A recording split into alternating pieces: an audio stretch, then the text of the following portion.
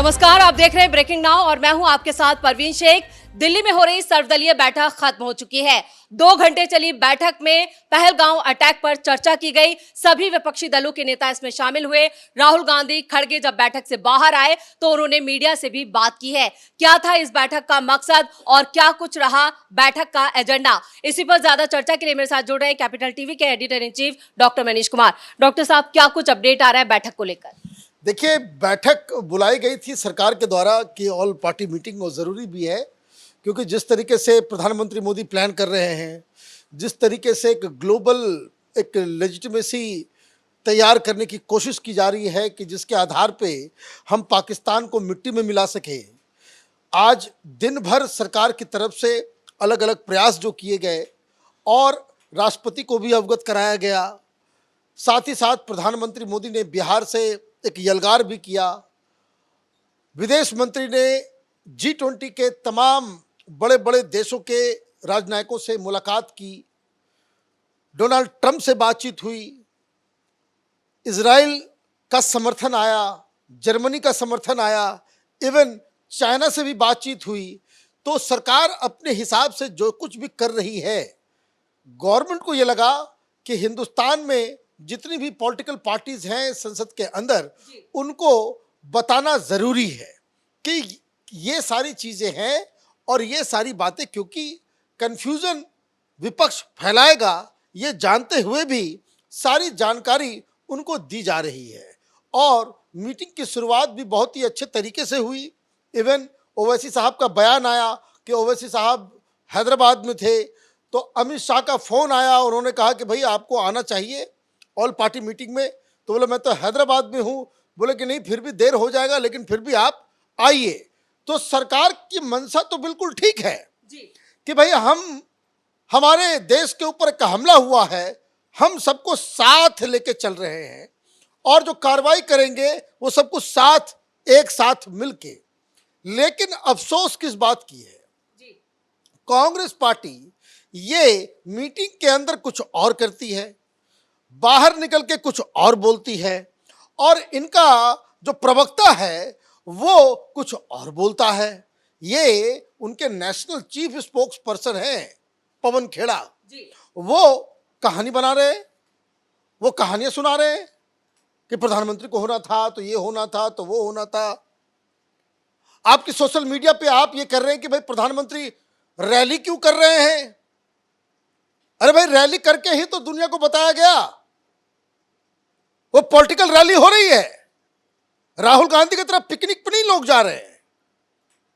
तो ये तमाशा जो है, ये देखिए, एक बात जो है समझ में आ रहा है कि जिस तरीके से हिंदुओं को पहचान कर कर के मारा गया, विपक्ष की तरफ से अभी तक इस मसले के ऊपर किसी का बयान नहीं आया। विपक्ष अपना स्टैंड क्लियर क्यों नहीं कर रहा है इस पूरी मुद्दे पर? इनका स्टैंड क्लियर है। इनका स्टैंड क्लियर इस तरीके से है कि ये लोग मुस्लिम वोटों के लिए कुछ भी करने को तैयार हैं। अभी तक भाई बाहर निकल करके बोलना चाहिए था। भाई ये बात पूछा गया आपको कल मल्लिकार्जुन खड़गे से, तो उन्होंने कहा कि अभी हमारे पास पूरी जानकारी नहीं है, हम लोग पार्टी की मीटिंग करेंगे, ऑल पार्टी मीटिंग में जाएंगे, तब आपको बताएंगे। अब तो ये मीटिंग हो गई, सब कुछ हो गया, फिर आप इस बात पे, इस मेन मुद्दा क्या है, हिंदुओं को चुन चुन करके मारा गया है, इसके ऊपर कौन सी पार्टी क्या बोलती है, ये देखने वाली बात होगी।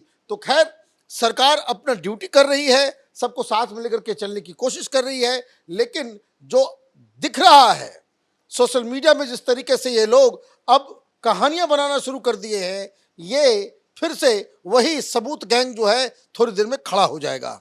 बिल्कुल, ऑल पार्टी मीटिंग जरूर हुई, लेकिन विपक्ष की मीटिंग के अंदर उन्होंने क्या कहा वो अलग था, लेकिन मीडिया के सामने जब आए तो कुछ और ही बयान दे रहे हैं। और इसी पर ज्यादा चर्चा के लिए मेरे साथ जुड़ रहे हैं कैपिटल टीवी के executive editor Rajeev Kumar. Sir, meeting हो चुकी है, 2 घंटे ये मीटिंग चली। मीटिंग में विपक्ष की अंदर क्या भूमिका रही? देखिए, अंदर और बाहर की भूमिकाएं तो एक ही थी। ये मल्लिकार्जुन खड़गे आकर बाहर बोलते हैं, राहुल गांधी तो कुछ नहीं बोले। राहुल गांधी को भी बोलना चाहिए था और ज्यादा बोलना चाहिए था, लेकिन मल्लिकार्जुन खड़गे बाहर आकर बोलते हैं हम लोग साथ हैं, हम लोगों ने संतावना दिए, हम लोगों ने निंदा की, तो क्या निंदा भी नहीं करोगे? लेकिन क्या कांग्रेस की तरफ से कोई लिस्ट लेकर गया था? कांग्रेस की तरफ से सरकार से पूछा गया था कि आप जो एक्शन ले रहे हैं उसके बाद हमें लगता है कि इसके बाद ये भी एक्शन होना चाहिए? क्या कांग्रेस ने ये बात की, सीधे पाकिस्तान को जिम्मेदार ठहराया?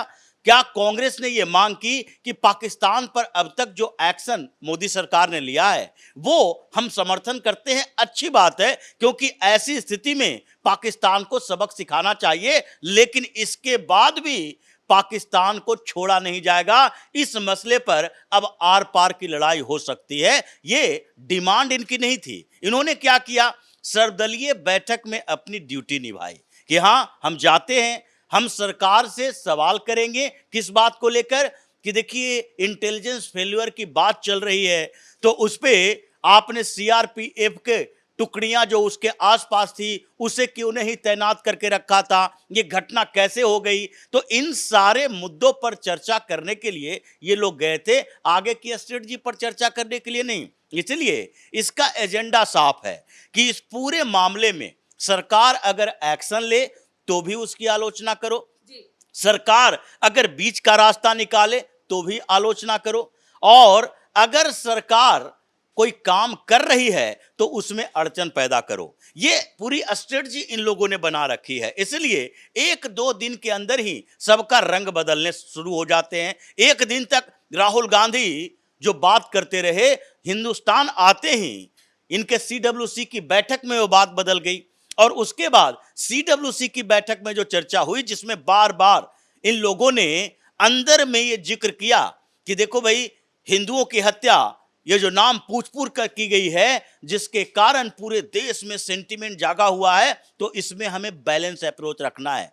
लेकिन बाहर आने पर डर वही हावी हो जाता है, और उस डर के कारण ये बता नहीं पाता कि हिंदुओं की हत्या अगर की गई है तो कांग्रेस का स्टैंड क्या है। ये कंफ्यूजन क्रिएट करते हैं। 2 मिनट तक रिजोल्यूशन में बात किसकी करते रहे कि एक लोकल जो व्यक्ति हुसैन शाह शहीद हुआ उसके बारे में चर्चा ज्यादा होगी, लेकिन दूसरे लोग जो इसमें मारे गए उसके बारे में चर्चा नहीं कर रहे। उसमें कितने कांग्रेस के नेता अभी उन लोगों के घरों पर जा चुके हैं, कितने कांग्रेस के नेता उनके प्रति अपनी श्रद्धांजलि दे चुके हैं। लेकिन इन लोगों का एजेंडा इस पूरे मुश्किल के घड़ी में कोई एक सरकार का वो वीक पॉइंट पकड़ना है जिससे कि ये राजनीति कर सके। इसलिए लोगों का विश्वास इन पार्टियों के ऊपर नहीं है, लोगों का विश्वास इन नेताओं के ऊपर नहीं रहा कि ये कभी भी किसी भी परिस्थिति में देश के साथ हो सकते हैं। ये केवल राजनीतिक पार्टियों के साथ हो रहे हैं और इसलिए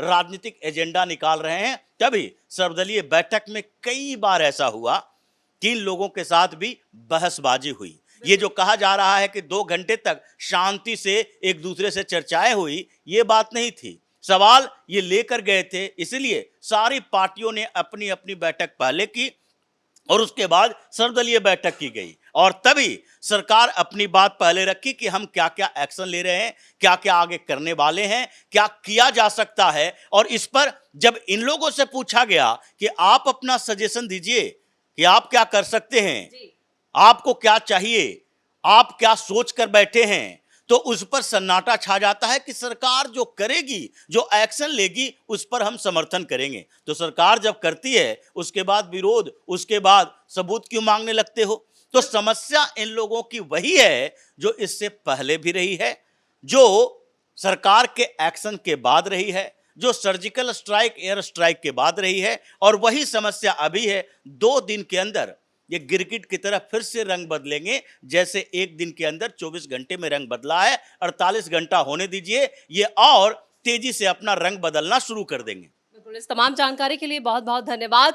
तो सर्वदलीय बैठक खत्म हो चुकी है, लेकिन विपक्ष जो है वो अपनी गंदी सियासत से बाज नहीं आ रहा है। मीटिंग में कुछ और मीटिंग के बाहर कुछ और, एक अलग ही अंदाज में राहुल गांधी और खड़गे नजर आए। निंदा की, आलोचना की, लेकिन राहुल गांधी की खामोशी ने कई सवाल खड़े कर दिए। तो मेरे साथ बड़ी खबर में इतना ही। कैमरामैन रवि के साथ मैं परवीन शेख, कैपिटल टीवी।